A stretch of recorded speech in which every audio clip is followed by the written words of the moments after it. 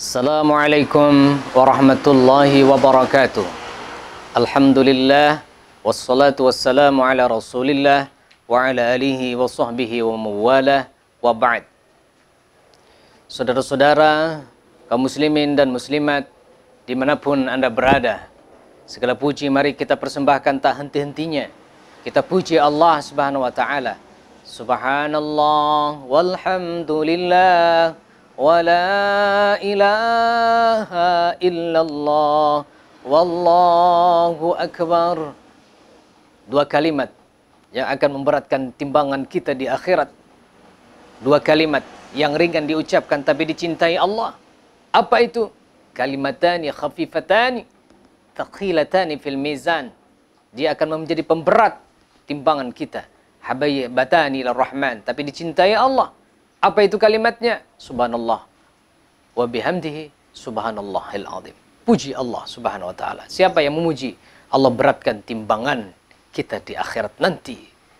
Yang kedua, mari kita bersalawat kepada baginda Nabi.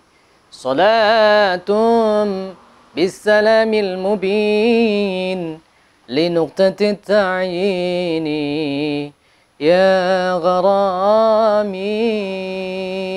Mudah-mudahan kita mendapat syafaat Rasulullah sallallahu alaihi wasallam. Shaimin dan shaimat yang dirahmati Allah Subhanahu wa taala. Tujuan berpuasa adalah untuk kita supaya takwa kepada Allah Subhanahu wa taala.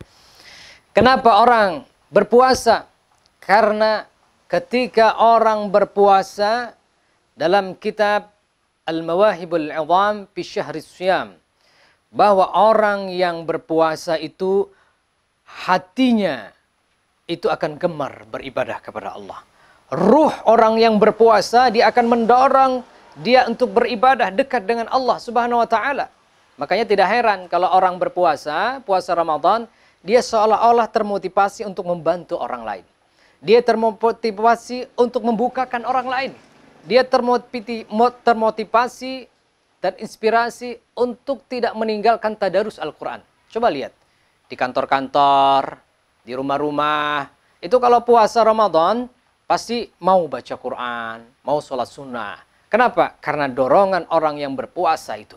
Dan orang yang berpuasa itu insya Allah terproteksi dirinya dari perbuatan keji dan mungkar. Dia mau lakukan sesuatu, oh saya puasa. Dia mau melihat sesuatu yang haram, oh saya puasa. Dia akan menghindari. Itulah makna bahwa orang yang berpuasa itu, menurut Syekh Abdul Qadir Jilani, apabila perut kita itu kenyang, maka ruhnya itu akan lapar. Tapi manakala perut kita lapar, ruh kita itu akan kenyang. Sehingga kalau orang lapar itu akan gemar beribadah kepada Allah Subhanahu wa taala. Ruh dan jasad itu adalah sesuatu yang berbeda dimensinya. Ketika ruhnya ini diasah, diriyadhahkan di bulan puasa ini. Dia puasa dari pagi dan petang. Dia puasa hatinya dari perbuatan maksiat. Dia jaga pandangannya dari perbuatan yang membatalkan puasa. Dia jaga telinganya dari mendengarkan gosip, dari ghibah, dari fitnah. Dia jaga tangan dan kakinya melangkah ke tempat-tempat maksiat. Maka dia sudah menjalankan ruhnya itu kenyang. Bahagia orang-orang yang berpuasa itu.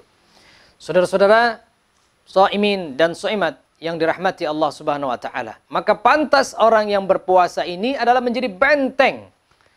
Dia menjadi imun dalam bahasa kesehatan. Imunitas. Seperti corona menyerang seseorang.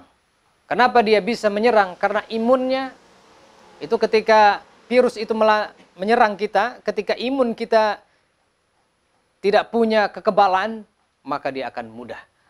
Nah, pemirsa yang dirahmati Allah Subhanahu wa taala, Rasulullah sallallahu alaihi wasallam sudah memadahi kita. Menyatakan as-shaumu junnah. Nah, puasa itu benteng, perisai diri kita. Maka jangan takut kita menjalankan puasa ini. Dari segi ruh kita akan terjaga. Orang yang berpuasa itu, kata Allah Subhanahu wa taala, aku saja yang akan membalasnya. Puasa itu untuk aku, wa ana ajzi bih, aku yang membalasnya. Jadi sangat privat sekali kalau berpuasa ini. Maka bulan Ramadan ini supaya derajat takwa itu tujuan. Kita melaksanakan ibadah ini tujuannya ini. Maka untuk mencapai tujuan ini harus dijaga, dikawal, dibenteng. Maka bentengnya puasa ini adalah mencoba memproteksi diri kita dari segala perbuatan yang tercela. Semoga puasa kita semakin berkualitas hari demi hari. Dan kita juga sabar dalam menghadapi ujian berupa wabah corona. Mudah-mudahan kita menjadi orang-orang yang bertakwa. Wallahul muwaffiq ila aqwamit thariq. Wassalamualaikum warahmatullahi wabarakatuh.